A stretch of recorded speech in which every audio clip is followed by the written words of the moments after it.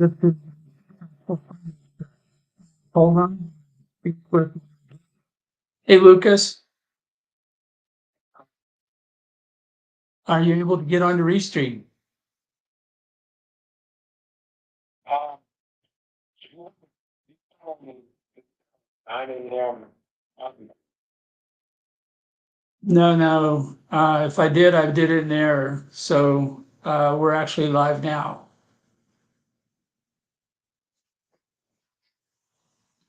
Are you? That's okay. If you can get on, just go to the link and we'll get started whenever you're ready.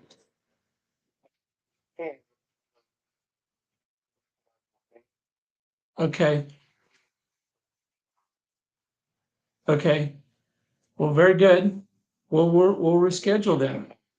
Okay.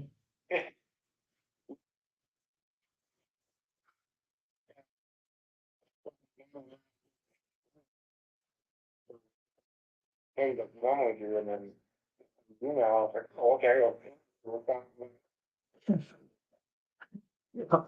Okay. Well, this isn't the first time we've had issues with time zones. Yeah, don't worry about it. I need to get back to the show here since we're live. So I will I'll talk to you later and we'll get this worked out. So take care. okay, Okay, bye. thank you. So there we go. This is what we mean by live stream, in that we are what we are. We deal with the situation as it happens. My guest this morning, Lucas Marcotte, is unable to sync up with us as we've juggled changing times of day due to daylight savings time. And so we'll just go forward with the show, and we'll see how things progress. But what we were going to talk about today as a topic is I was going to be working with Lucas on the question of how do you get ready to receive capital? This is a question that comes up for small businesses, anybody who's raising money, is that there are a number of things you need to do in order to get out there and be ready to see what is necessary to get ready to receive capital. So let's back off of this. At some point, you want to go to an investor candidate, a source of funding, and you want to say, I have a proposal for you. I've got something that I would like for you to take a look at. And there's a whole time article science art that goes into making the pitch that we're going to set aside for another day. And we'll get somebody in here who's a expert on making the pitch and communicating that to somebody who is a source of funding. But today we're talking about the actual start of a capital campaign is somewhere in the future. We haven't set a date yet. We haven't determined when and where we are going to go out there and make our pitch yet, because we're in the planning stage. We're in the design stage. We may even be not even at the whiteboard yet, asking the question of, do we want to raise money? If we are going to raise money, who are we going to raise it from? How much money are we going to raise? All these questions that go into the design and planning of a capital campaign. And these are all critical questions, because if we don't answer all these questions first, what commonly happens is a small business puts together an offering that is unappealing to enough people to raise funding, may be appealing to no one. And so as we're getting ready to do a capital campaign, we're going to go through a series of questions. We're going to ask ourselves, first, how much money do we need? Or instead of money, are we looking for some other type of capital? We're going to ask ourselves, who is most likely to give us the capital that we're looking for, whether that's in the form of cash, equipment, people, or some other form of capital. And then with that in mind, having a target of, someone that we want to look toward for the capital campaign, then we start going through the process of crafting an offer. What do we have that our investor candidate needs, that our investor candidate wants, that would be compelling enough, that would raise their motivation enough for them to come back and make an investment. So at that point, we start putting together this offer that we will present in a pitch to the investor candidate somewhere down the road. And as we now move through the process of getting ready for our capital campaign, then we start asking ourselves other questions that need to be addressed in terms of strategy, tactics, logistics, all the mechanics of designing and staging a capital campaign. So just like any major activity, you have to do a whole bunch of preparatory work in order to be ready to raise capital at the time that you put your first presentation in front of an investor candidate. And you want to do this in a way where it does not interfere or distract from your primary business more than absolutely necessary. You want to keep your time and cost of raising the capital down to a minimum. And you want to move through this in a way where you are, one, going to attain your capital goals, but always thinking in terms of getting back to business. So Don is watching this morning. Don, good morning. Thanks for being in the audience. If you would like to join me on the show today, I would welcome you to do that.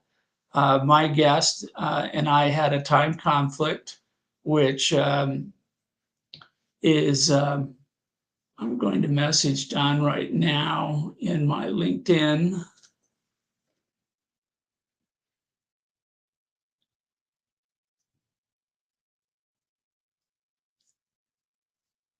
And messages.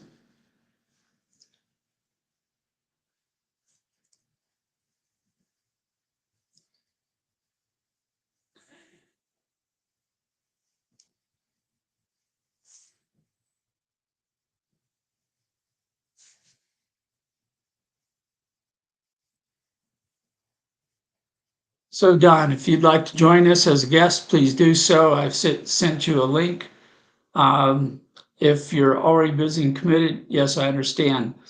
So anyway, what we're talking about today is getting ready to raise capital. All the things that are before you make your first pitch, before you stand up on a soapbox somewhere and tell people that you're trying to raise money, there are always a lot of things to be done to get ready to do the campaign correctly and to move it forward in a way that will achieve the capital goals while working on your business.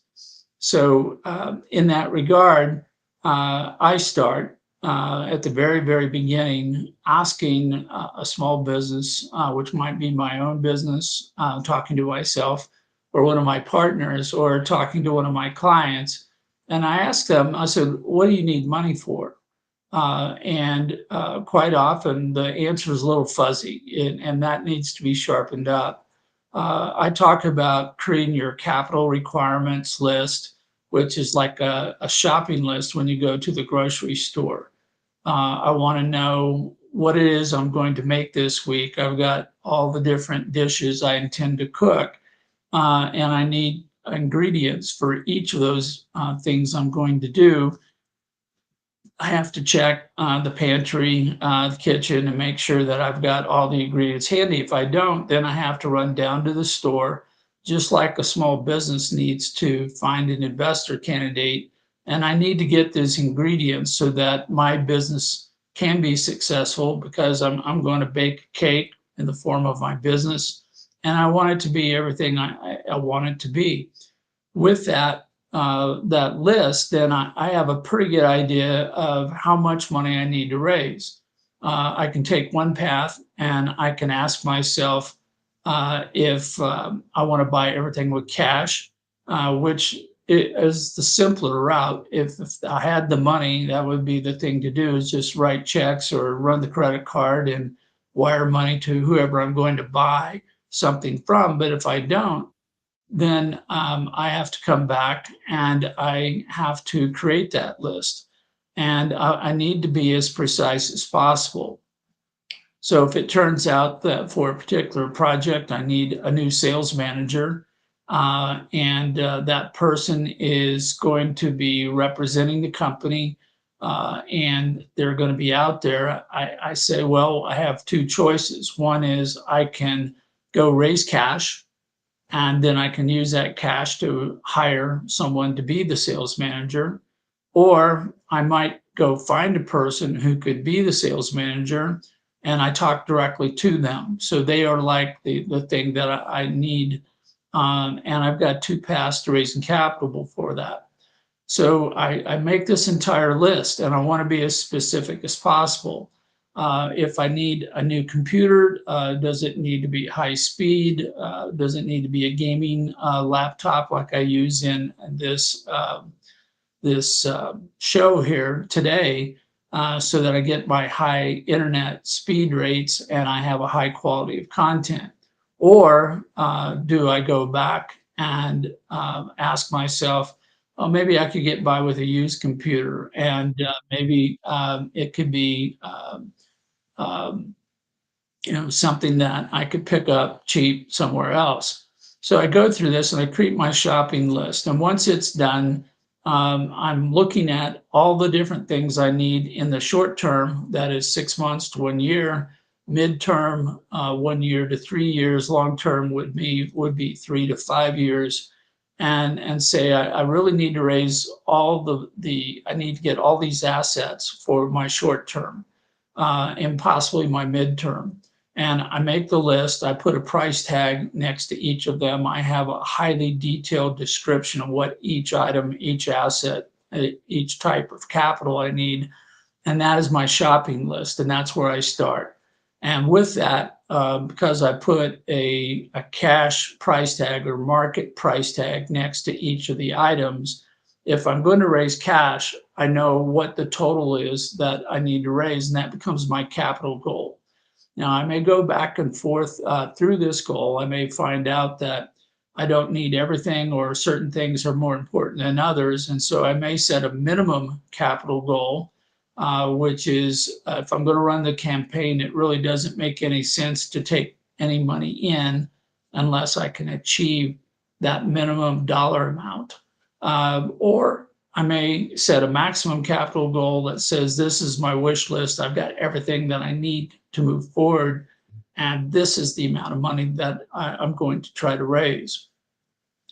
With these goals in hand, then I have a framework, I have an end result that I'm working towards. And then the question is, who would make these resources available to me? This would be my investor candidates. This may not be like a classical investor, but it can include any source of capital. It could be a grant, it could be a gift, it could be performance of services in exchange for revenue. It could be anything that brings in the amount of money that I need, or more precisely, allows me to obtain people, equipment, buildings, real estate, intellectual property, any other asset that is an ingredient in my plan for this particular business. Then, as I have this question on the table, I realize that I need to be more precise. I cannot talk to everybody. I don't have time to stop everybody on the street and ask them if they're investing in a small business, and then educate them on who I am, and then have them tell me that they don't understand what I'm talking about, or they don't have any money today, or whatever money they have is already pledged to something else. And this is the common way that a lot of small businesses go about raising money. They start off initially, typically with their launch, and talk to all their friends and family. And they raise enough money out of their own pocket and out of friends and family to get the business moving. That at some point, that money's not enough. If the business continues to grow, if they're going to scale it up, then they run out of money and they need to look to people they don't know. And this is where most of the time people come to me and they say, I really don't know where to go. I don't know who to talk to. I don't know who my investor candidates are. I don't know any of those particular things. And yet I'm going to run out of money soon or already, which is too common the case. And at that point, then what happens is that um, we try to get a target, what we call a person that we want to talk to first, who would be the best or the most likely person to provide the capital that we're looking for. And I use an approach that I've developed over my 40 years of raising capital, which I call the motivated money method. And the word motivated is what it's all about. I'm looking for people who have a reason to provide me with resources because it's in their own self-interest. And this is very important because I'm out there competing with everybody for funding from anyone who has any funding or other type of resource. And when I talk to someone, I want them to choose me, kind of like a beauty pageant, knowing that they don't have enough money for everybody. So I want them to pick me or my client's business and say, this is our choice. This is who we want to put our money with. And I'd like to know who that person is before I make the ask, before I make my pitch, because I don't want to talk to everybody else. I don't need everybody to love me. I don't need everybody to tell me what a wonderful business I have and not write a check. I want to talk only to those people who have a high probability of making an investment. And if I can pick out who those people are, that allows me to do all kinds of things that improve the likelihood of being successful in a capital campaign, and it reduces the time and money that I need to put into the capital campaign. So this all works together because, again, my goal is to raise the resources and get back to business, doing whatever it is that the business is doing. So I take my approach is to try to identify people who will benefit from the success of a business without making an investment. I call these people as a group stakeholders. They have a reason to want the business to succeed because somehow, some way, they get some benefit from that business success. And there are some of people who are very obviously stakeholders.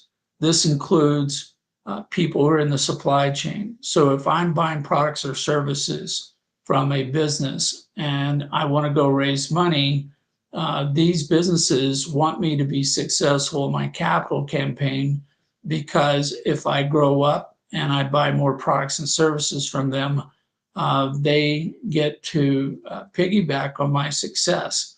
They will sell me more stuff, they'll make more revenue, they'll make more profits, and they'll grow with me. And so this makes them initially somebody who has almost as much interest in my success as I do. I like to talk to those people and ask them, are you guys possible investors in my business? And talk to them about how my growth can become their growth, my success can become their success. And by doing that, they may determine that they would like to participate in my success. They would like to help me grow and in turn help themselves grow. And so they are possible investor candidates. And I don't have to explain so much to them of anybody out there. Um, the the idea here is that if they see a benefit that's beyond a simple investment that comes to them from the success of my business, then they get a twofer if they invest. So, say for example, I'm working with a group that's providing me services, and they decide that if I grow up, they can, instead of selling me $10,000 of services a month, they can sell me $50,000 of services a month. Well, that's 5 times growth on my account, and that may be a lot to this particular vendor of these services. So when I go to talk to them, I said, well, I'm trying to raise $100,000. Why don't you throw $20,000 into the 100,000 I'm trying to raise, and that will get me 1/5 of the way to my goal. Well, at that point, they have to look at themselves, they have to look at the services they're providing, and they have to know what their profits are in those services. And if it turns out that they're making money, as I would hope, making a profit from selling services to me, then that means that they're in a position where if I grow up, their profits will grow with me, and they have a reason to invest. Likewise, if I'm talking with anybody that is downstream, somebody who's reselling a product or service that I'm bringing to the market, they want me to grow. They want me to succeed because it gives them a chance to sell more of my products or services. And they likewise have an interest in my growth and my success. And if they invest in my capital campaign, they not only get the return on their investment, but more importantly, they get this extra benefit that comes with that. Don Cohen has been kind enough to join my show here this morning. Hi, Don. How are you doing? Doing great. It's a pleasure, as always, to spend time with you on your live stream, in the audience as well as on the stage. And we've been partnering this week, probably on 2 or 3 shows that I've produced. So, yeah, this is just a natural progression today. So, I was listening to all you were saying. I got to commend you because you went further on your own than I typically can. I'm good for about 8 minutes, and then it just more of me. So glad to be here, Karl. Sure. So let's do this intercession here. Don Cohen has his own show on LinkedIn Live. He's on 5 days a week. He works with a number of people like myself, teaching us how to use LinkedIn Live as a tool in our toolbox to help communicate with people that we want to talk to make aware of what we're doing. Don has started a training program in which I'm participating with Dave Snell and Khan, whose last name is about this long and in Greek, and I still can't quite get it off my tongue, so I'm not even going to try this morning. That Don's supported by Harvey Tuck, Kelly Steinecke, and Beverly Glazier act as kind of co-mentors along with Don. And we've been working on this now. I said 3 months. I think it's actually closer to 5 months now, where Don initially would allow me to be a guest on his program so I could kind of get a feel for what it means to be live and on camera and having to deal without a script and kind of do whatever it is we do when we talk. And then Don started this program that I signed up for, and I'm continuing looking to Don as my guru and mentor on LinkedIn Live and everything LinkedIn. So Don, welcome to the program. Thank you for coming on as a sudden guest this morning. And well, we were talking about getting ready to receive capital because this is the Successful Funding Show. But I was going through all the preparatory steps before launching a capital campaign. And because you're here, we're going to skip to one of the key components of a capital campaign, and that is communications. And so we'll get into your wheelhouse where you're the expert. But as I was talking earlier, you figure out how much capital you need to raise. You determine who you want to pitch to, who is your investor candidate. You put together your offer.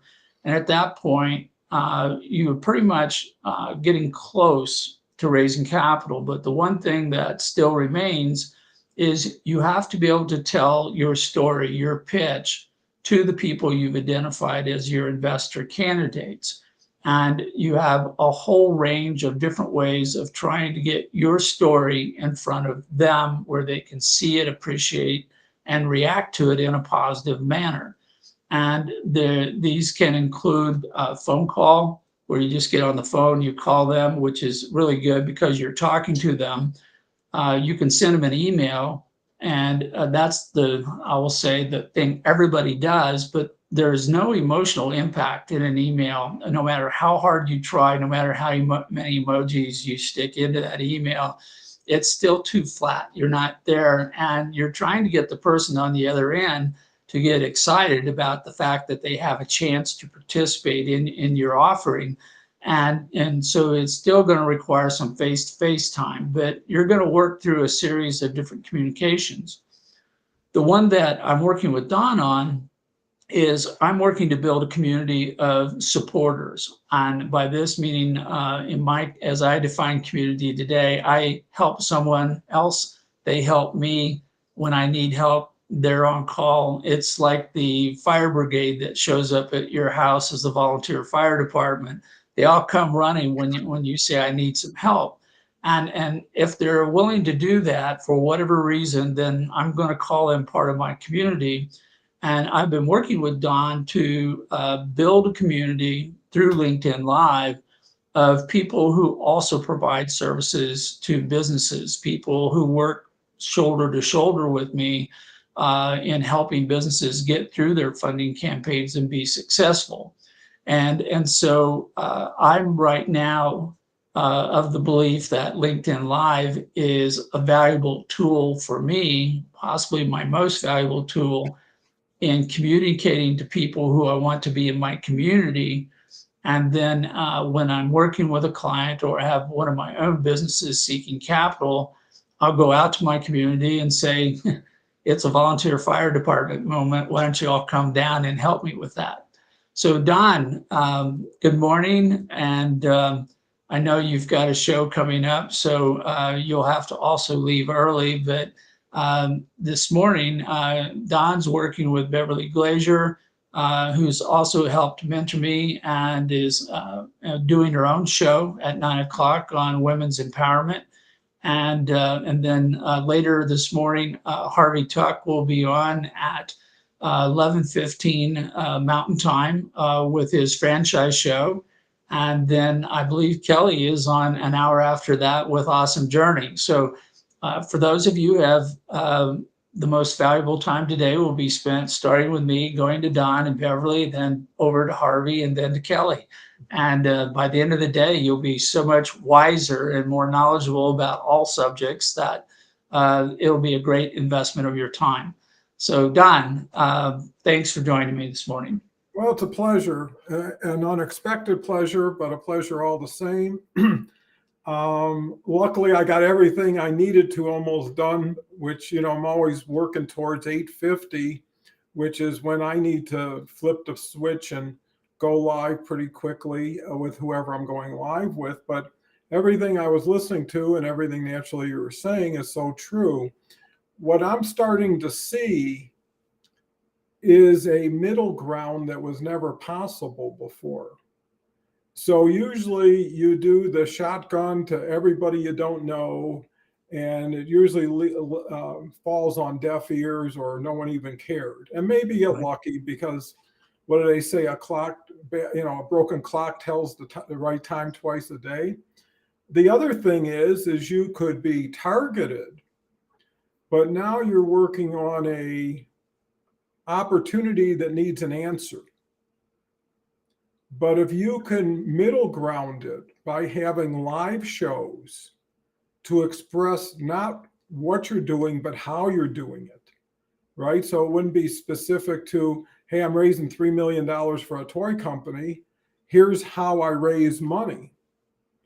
And then you get that interest, you see who's in the audience, and now you can move forward because you already have a basis and a history or an experience with each other.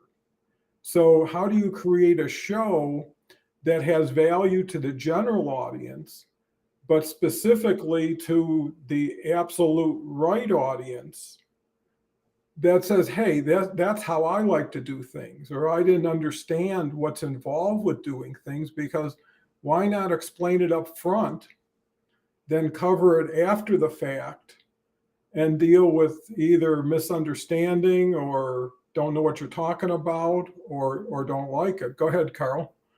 Yeah, well, this has been part of an ongoing discussion as Don and I both get smarter. We actually do think that our interaction is mutually helpful.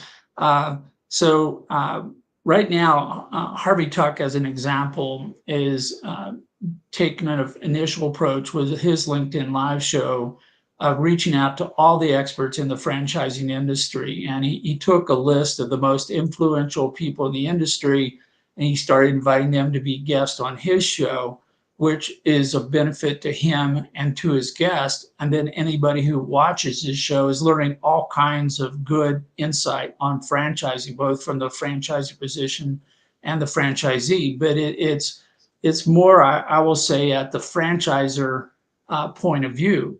And so he's now going to add a second show, and he's going to start interviewing people who would be franchisees. And so he's got two different perspectives within the franchising industry. One that is more at the, I will call it the 100,000 foot view or higher view from the franchisor. And then he's going to do a second show from the perspective of the franchisee, which is, in my mind, makes total sense because you've got two perspectives in an ongoing relationship and they have their own agendas and hopefully they're merging or crossing at some point where they're both working together to advance a product or service to bring it to market. But they're still different. And so somewhere in my future, I might start looking at doing a show where I bring in individual businesses who are looking to raise capital, hopefully far enough out in the future that it's not a tomorrow thing or to later this afternoon type of thing. But they're going to look at this a little differently because I'm talking with people who help put the campaigns together. We still then have two people in the transaction. We have investors and we have the small businesses raising funding. So maybe even a third show becomes feasible at that point because your audience really does want you to talk to them about them for them because that's why they're listening. And that's what I try to do in the capital campaign is I'm trying to zero in on that one person who's the soulmate for the business who really wants to give them funding because they somehow fate as destined that they're going to come together and do great things. So I find it interesting as you talk about middle ground that I think that you can take a LinkedIn Live show and you can start stratifying it based upon who you want to talk to or what kind of information you want to convey. And for anyone who needs a crowd, needs a community, which is pretty much everybody, they should consider who they want to talk to, what they want to talk about, how they're going to tell their story. Do they start it, as you suggest, by looking to potential investors, or do they start by talking to customers or people in their supply chain? But starting a conversation and doing it long enough that they build that community, that to me is the ultimate outcome. Yeah, and I agree. I think there's an element that can really shortcut in a most efficient way, which is getting with people who are already doing it well. Because let's say Harvey's example. Harvey and me have been working together for probably 8, 9 months from the day he started as a guest to about 4 months ago when he launched his own show.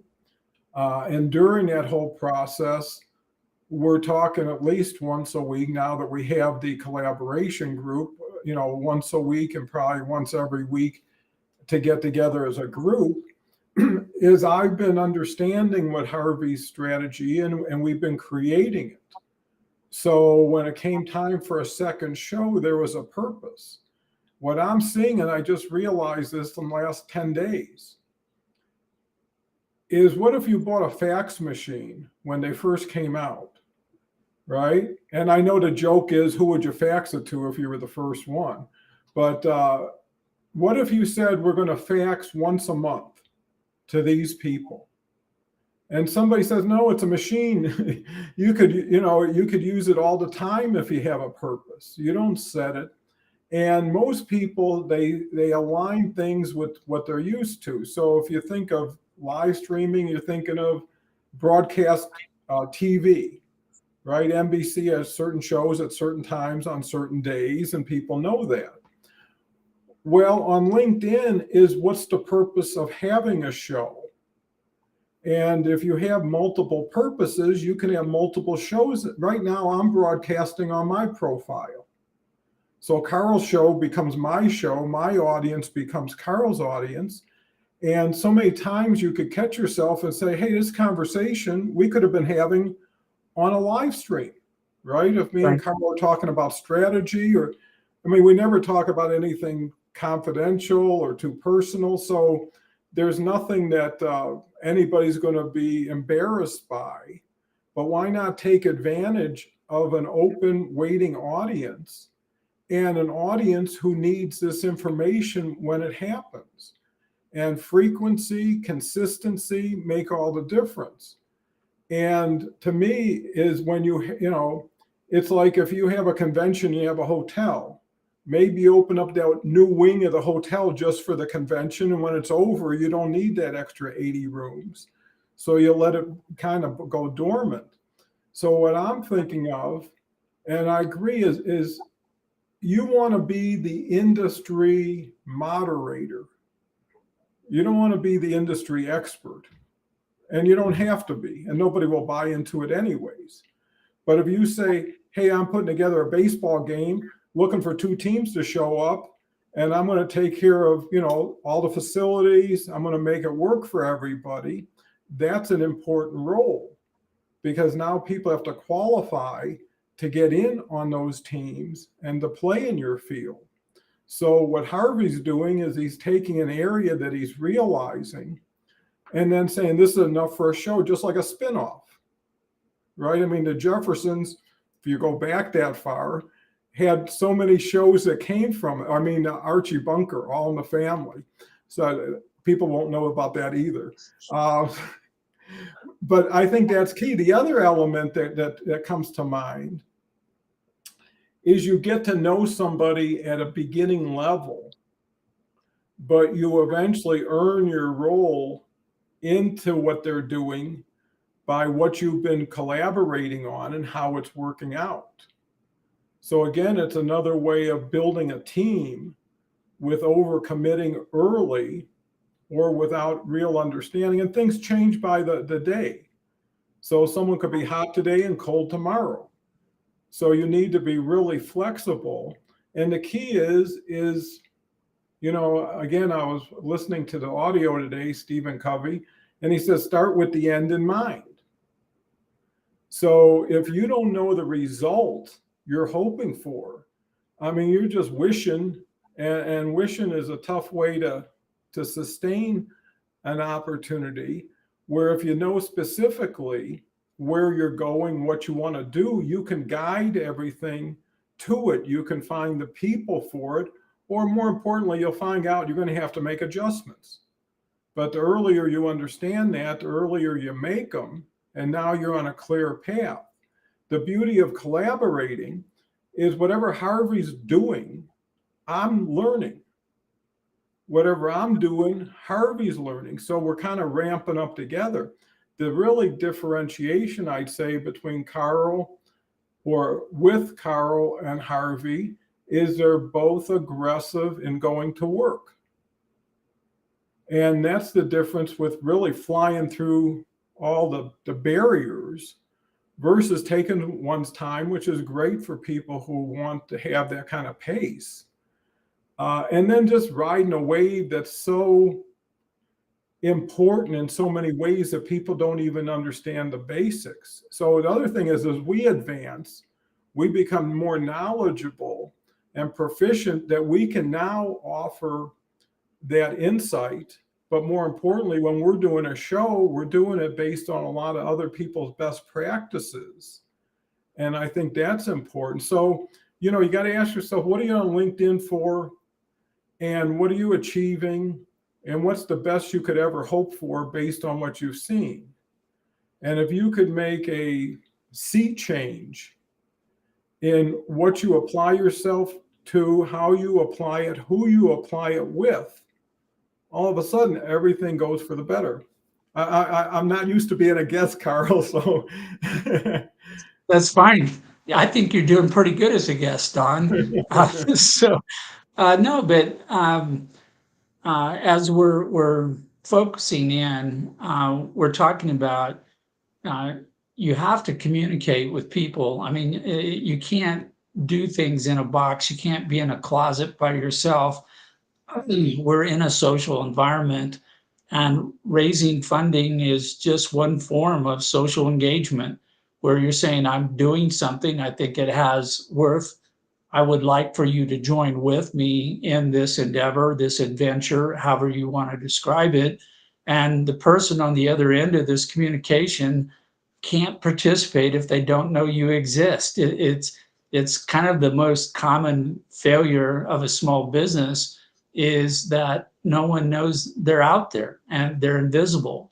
And a lot of times you'll see advisors saying, "Oh, you need to put all this stuff on your web page," and you're like, "Yeah, but that doesn't do any good if nobody knows that you have a web page." So you have to drive traffic to your web page, and then once they get there, then they have a chance to see your story. But this is all about the fact that as we work in today's world, we need the ability to communicate often, effectively with people who share our vision or what we want to do.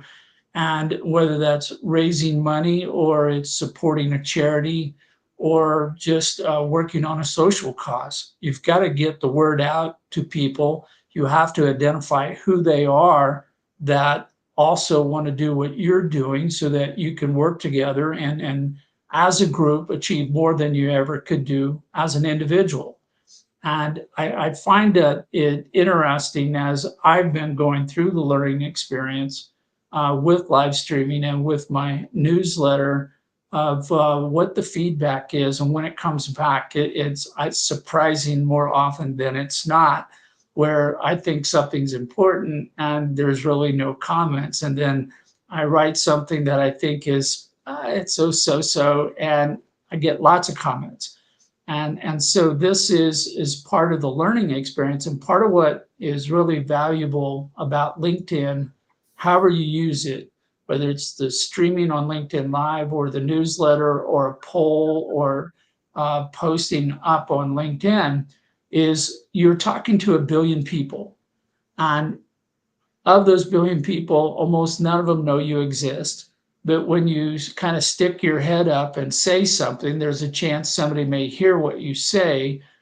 And if they give you feedback, now you're not just talking to yourself. You're not in a vacuum. You're getting a market data intelligence.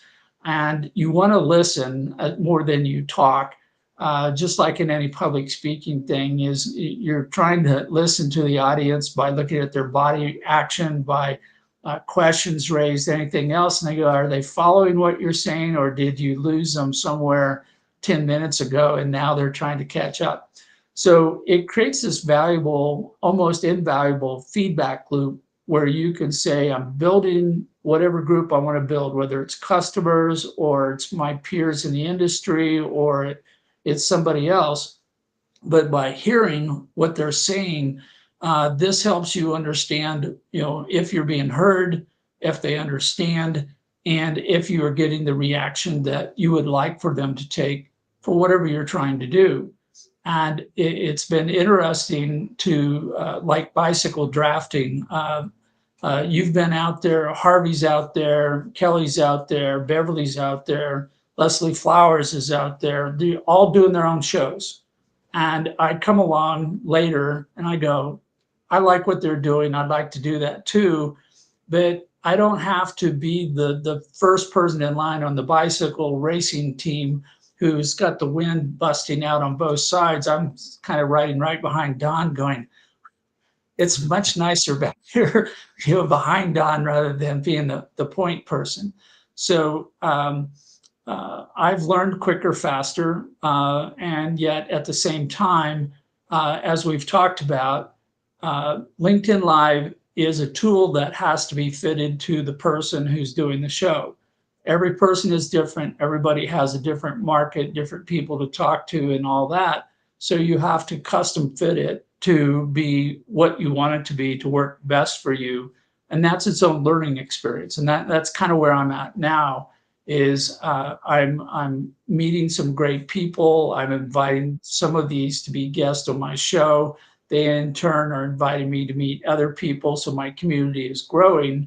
And at the same time as every show that I put on, every newsletter that I write, I'm putting myself out there where people can see me and evaluate me and they can make up their mind. Do they want to work with me or not?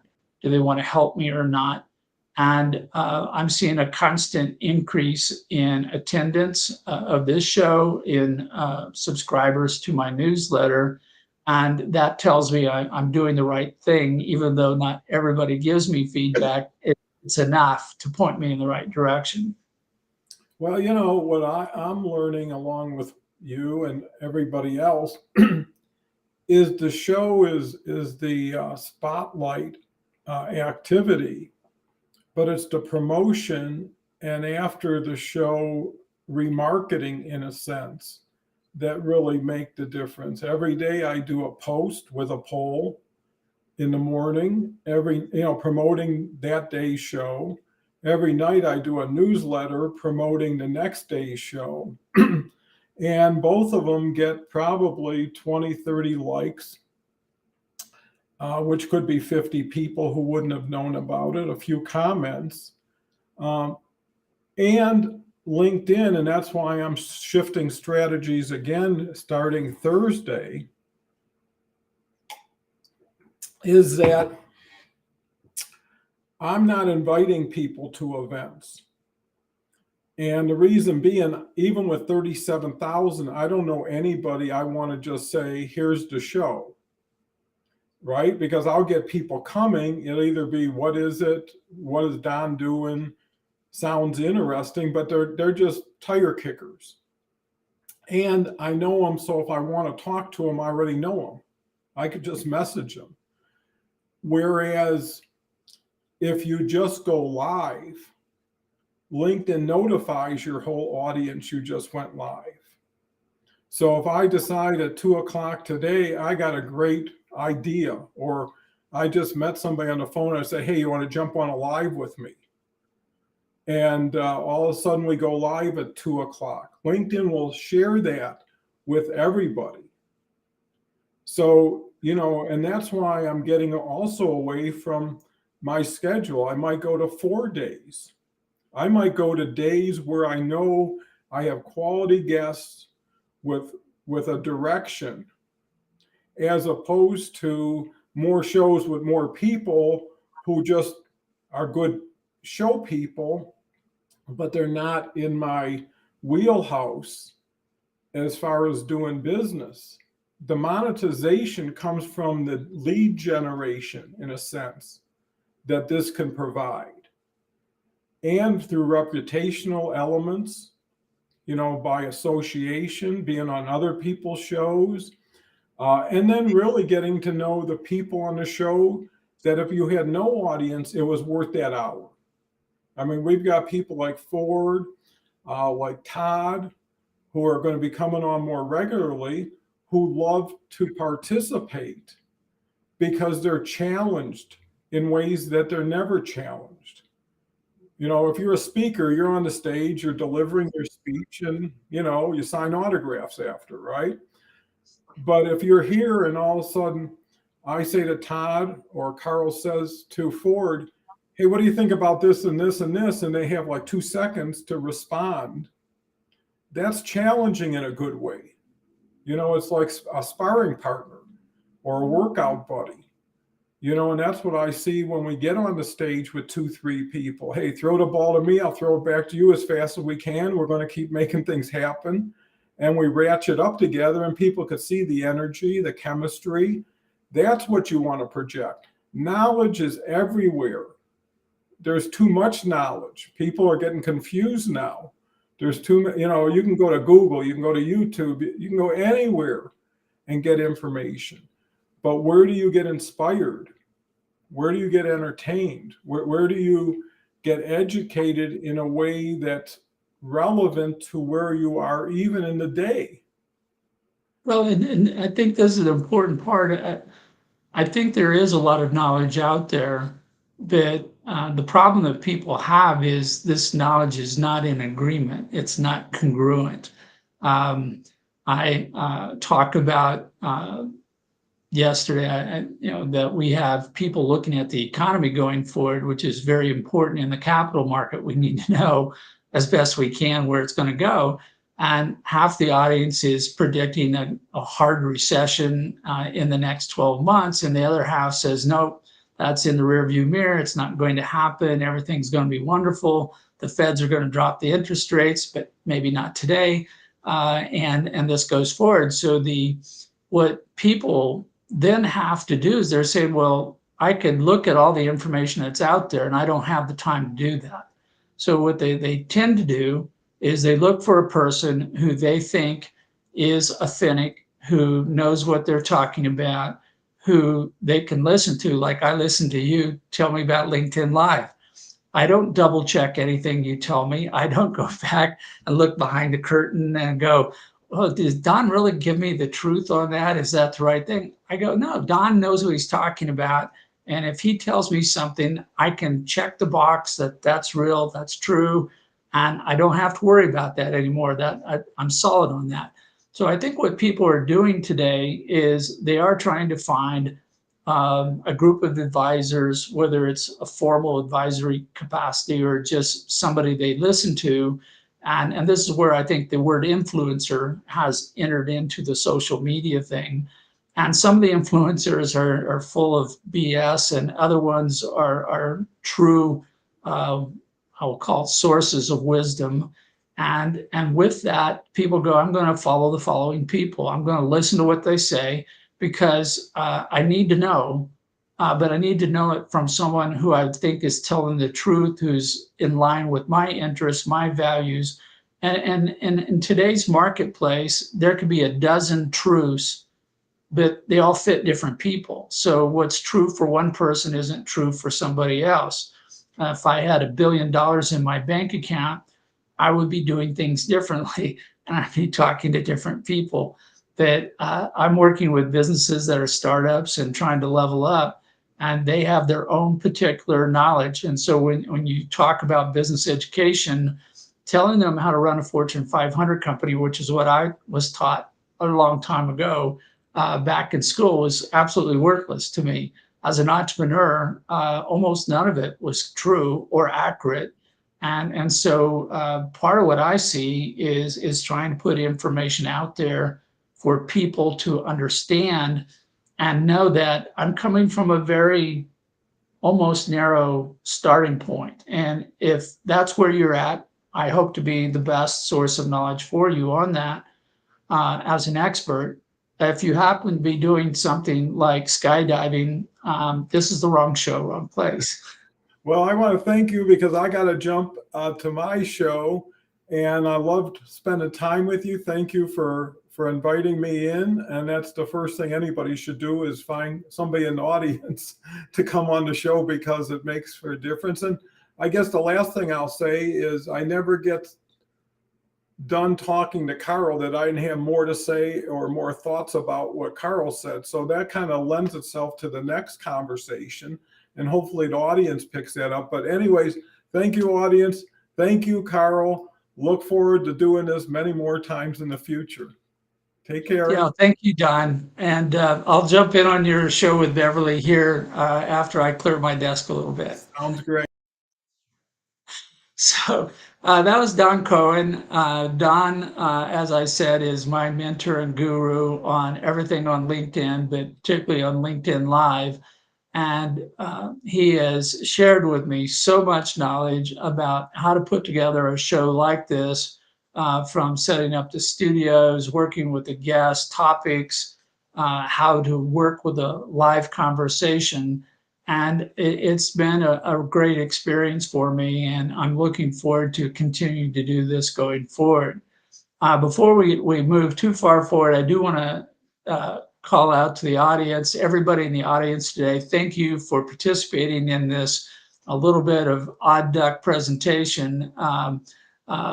And it's Luke Wago. I apologize. I'm probably not pronouncing that, but thank you for being in the audience today. Thank you to everybody who is in the audience and listening to this either live or watching it in recorded fashion sometime after today's show.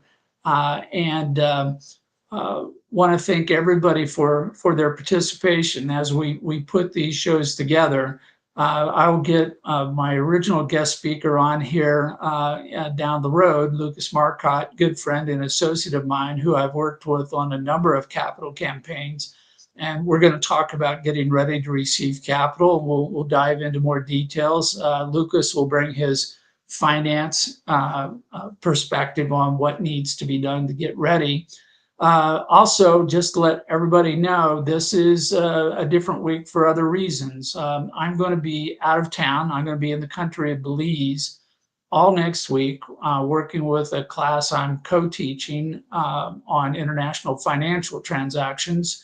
We're taking a group of MBA students down to Belize so they can see how business is conducted in a different country, where the business, the laws, the culture, and everything are very similar and yet different enough to be important. And so we're going to be meeting with a lot of different people, expats who are doing business, different government agencies, and other people who establish businesses in Belize and learning how to do that. So I'll be there next week. So there'll be no show next Tuesday on the 26th. But because I'm not going to be there next Tuesday, I am going to have a special edition of my show this Thursday in 2 days from now at 8 a.m. Mountain Daylight Time. I'm going to have Tom Bassford with Equity Vest as my guest. Tom co-founded Equity Vest, which is a new Regulation CF crowdfunding platform based out of Kansas City. And they are supporting businesses who are faith-based, community-driven, trying to cause positive impact in their communities and help them raise money through the federal crowdfunding program here within the United States. So Tom will be on with me in 2 days and be my guest. And then we're going to skip over a week. And then we're going to come back with a program on April 2nd. For those of you, as you can see at the bottom of the screen, I put out a daily newsletter called Instant Funding, where I try to share lessons on raising funding. And today's edition is still in the works. It'll be out later today. And as you saw over the last 3 days, I addressed the issue of what I called slam dunk financing, which is, it's an expectation a lot of small businesses get that somehow, some way, that as soon as they're ready to raise capital, and ready is the key word there, when they want money, that they can instantly go out and get it. And that's why we called it the Instant Funding Newsletter, is because it is possible to get instant funding, but only if everything's in alignment. And by this, the stars, the moon, everything has to be ready. Everything has to be good to go. On both the small business side and the investor side to get funding in a hurry. If it's not, it takes time. And as I'm doing in this show, I'm trying to build my community. I'm trying to invite everybody to work with me to be part of a larger community supporting businesses who are raising capital and figure out how to do it best, and do it best from the standpoint of the small business. And since there's approximately 400 million small businesses worldwide, there's lots of lessons to be learned, and the lessons are different for everybody. There is not one size fits all, and any attempt to implement a one size fits all approach or capital campaign won't work. If it does, it would surprise me. I've worked with hundreds of different campaigns for all kinds of organizations in all kinds of industries. And it really gets down to trying to match a small business with one or more investors who have an alignment, an affinity, who want to work together. They just may not know it yet or how they're going to work together yet. And I try to help bridge that gap. I try to create a relationship between the two that's mutually win-win and go from there. So that brings us to the end of today's show. Thank you all in the audience for being here today. Thank you, and apologies for the jumping in and out, but Lucas couldn't make it, and fortunately Don could jump in and be a guest. And that's one of the benefits of working in a community where you can make a sudden shout out and you can bring somebody online here onto the show. So with that, I'm going to turn everybody loose. I see Omar has joined. Omar does the Zoomperty show. And welcome, Omar, to the show today. And there are so many people out there who are now using LinkedIn Live and doing new and different and cool and fun things. And Don is basically acting as an advisor, a mentor, a Sherpa, to help people put together their shows, figure out what they want to do, and there are so many different possibilities. I welcome you all to consider doing your own show to advance your own cause, your own business, whatever you're doing. And with that, I'm going to sign off for today.